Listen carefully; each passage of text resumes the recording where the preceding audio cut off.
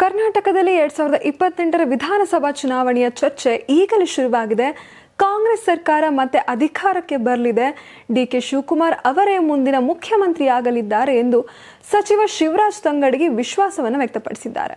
ಕೊಪ್ಪಳದಲ್ಲಿ ಮಾತನಾಡಿದ ಸಚಿವರು 2028ಕ್ಕೆ ಕಾಂಗ್ರೆಸ್ನ ಹಿರಿಯ ನಾಯಕರು ಕೂಡ ಮುಖ್ಯಮಂತ್ರಿ ಸ್ಥಾನದ ಆಕಾಂಕ್ಷಿಗಳಾಗಿದ್ದೇವೆ ಎಂದು ಹೇಳುತ್ತಿರುವ ಬಗ್ಗೆ ಪ್ರತಿಕ್ರಿಯಿಸಿದ್ದಾರೆ. ಹಿರಿಯ ನಾಯಕರು ತಮ್ಮ ರಾಜಕೀಯ ಅಭಿಪ್ರಾಯ ಅಥವಾ ಆಸೆಯನ್ನು ವ್ಯಕ್ತಪಡಿಸುವುದು ಸಹಜ, ಅದರಲ್ಲಿ ತಪ್ಪೇನಿಲ್ಲ. ಆದರೆ 2028ರಲ್ಲೂ ಡಿಕೆ ಶಿವಕುಮಾರ್ ಅವರೇ ಮುಖ್ಯಮಂತ್ರಿಯಾಗುವುದು ಖಚಿತ ಎಂದು ತಂಗಡಗಿ ಹೇಳಿದ್ದಾರೆ. ಇನ್ನು ಇದೇ ವೇಳೆ ಕೊಪ್ಪಳ ಜಿಲ್ಲೆಯ ರಾಜಕೀಯ ಬೆಳವಣಿಗೆಗಳ ಬಗ್ಗೆಯೂ ಮಾತನಾಡಿದ ಅವರು, ಶಾಸಕ ರಾಘವೇಂದ್ರ ಹಿಟ್ನಾಳ್ ಅವರು ಸಚಿವ ಸ್ಥಾನ ಬಯಸಿದ್ರು.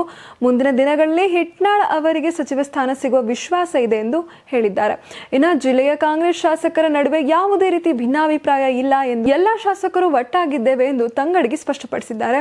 ಇನ್ನು ಬಿಜೆಪಿ ವಿರುದ್ಧವೂ ಸಚಿವರು ವಾಗ್ದಾಳಿ ನಡೆಸಿದ್ದು, ಕಾಂಗ್ರೆಸ್ನ 5 ಗ್ಯಾರಂಟಿ ಯೋಜನೆಗಳನ್ನು ಟೀಕಿಸಿದ್ದ ಬಿಜೆಪಿಗರು ಇದೀಗ ಬಿಜೆಪಿ ಆಡಳಿತವಿರುವ ರಾಜ್ಯಗಳಲ್ಲಿ ಇದೇ ಮಾದರಿ ಯೋಜನೆಗಳನ್ನು ಜಾರಿಗೆ ತರುತ್ತಿದ್ದಾರೆ ಎಂದು ಟೀಕಿಸಿದ್ದಾರೆ.